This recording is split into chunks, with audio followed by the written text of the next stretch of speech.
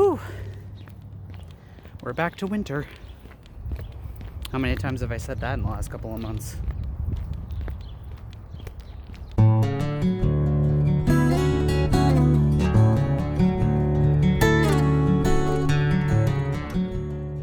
Well, good morning, everybody. Welcome back to Jay and Shim Sham. KJ here, coming at you from the new neighborhood in which I am living.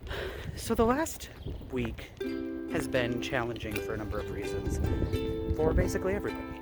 We have been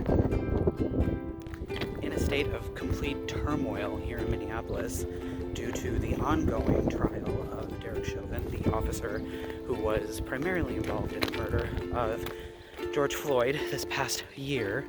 And we are also in the midst of incredible racial turmoil because now the military is currently occupying the city of Minneapolis along with the police force to continue to essentially, under the guise of law and order, terrorize communities of color and also continue to keep the community at large down. And one of the heavier pieces of information is that there are people who support it. And that is not only disheartening, it feels scary and dangerous to be around them, especially as a marginalized individual, a member of the queer community. I sometimes don't always know where my place is, and being an ally can feel confusing and difficult.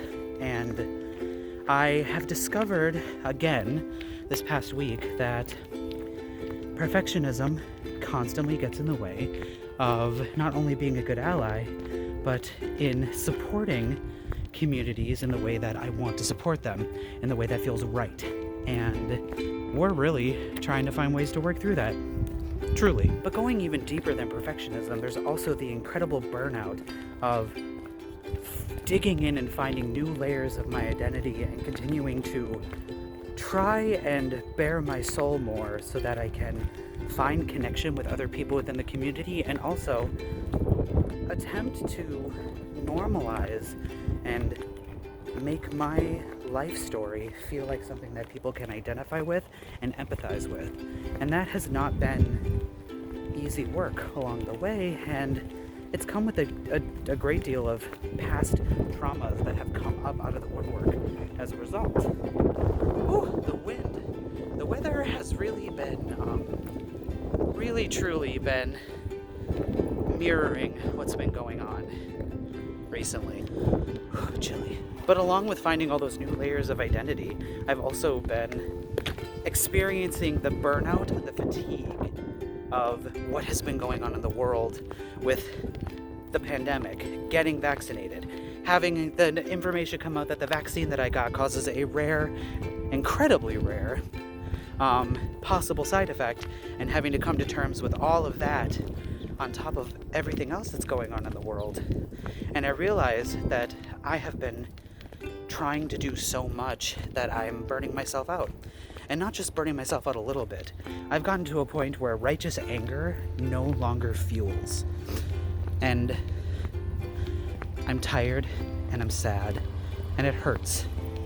And I'm not maintaining boundaries that are helping me feel as though I can continue to be present in the way that I want to be present. So I decided today during my therapy appointment that I'm going to create some kind of action plan for myself.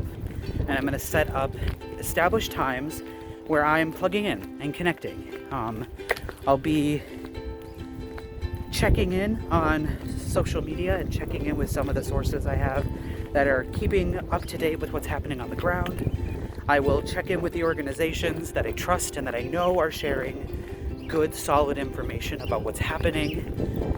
I will continue to maintain the mutual aid donations that I have personally set up for myself, and that I will share some of the places that you can go to find mutual aid donations for yourself.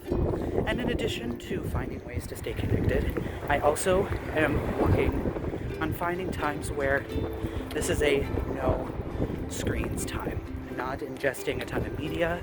I have picked up a couple of new books, and I'll link a few of them down in the description that I'm hoping to gain some new clarity and some new ideas about how to stay involved and connected and stay well and stay fueled for the fight. Because if I'm constantly burnt out and constantly feeling like I'm burning up all the energy that I have, I'm not present enough to make any kind of positive change. I am also hoping to continue being a beacon of queer acceptance and queer light. I work in a field that is sometimes traditionally not very open-minded, education, and I am hoping to continue to show that queer individuals like myself not only can be wonderful educators, but also can offer a new perspective for students to understand the world around them. And that work comes with its own weight and its own energy cost. And all of that wrapped up together means that I need to do a better job of taking care of myself.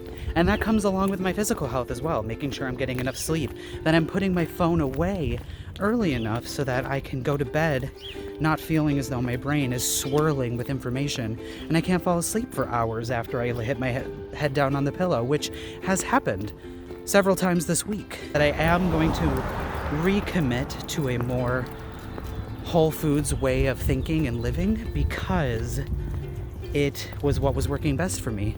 But that does not mean I'm not still going to indulge and enjoy myself. It just means I'm going to be focusing more on cooking and creating my own food from Whole Foods, and not the grocery chain, but the actual whole food itself. And that's about as far as I'm gonna go there. But I'm excited. I'm excited to get back to some of these things that were really helping me along the way. I don't want to burn out. I don't want to feel as though I am not useful for what's happening in the world right now. I want to have the energy to stay connected, stay plugged in, but also take care of myself and feel as though I am doing what I need to survive so that I can be there for other people in the way that I want to be. So as always, I would love to hear from anybody else who's watching us, anybody else who's got some thoughts or opinions on this, because this is a very difficult time that we are living through.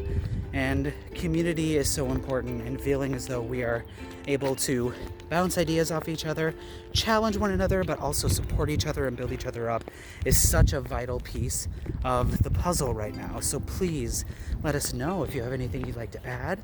And as always, have a wonderful week. Mama, can't wait to hear from you. And we'll see you next time. Bye.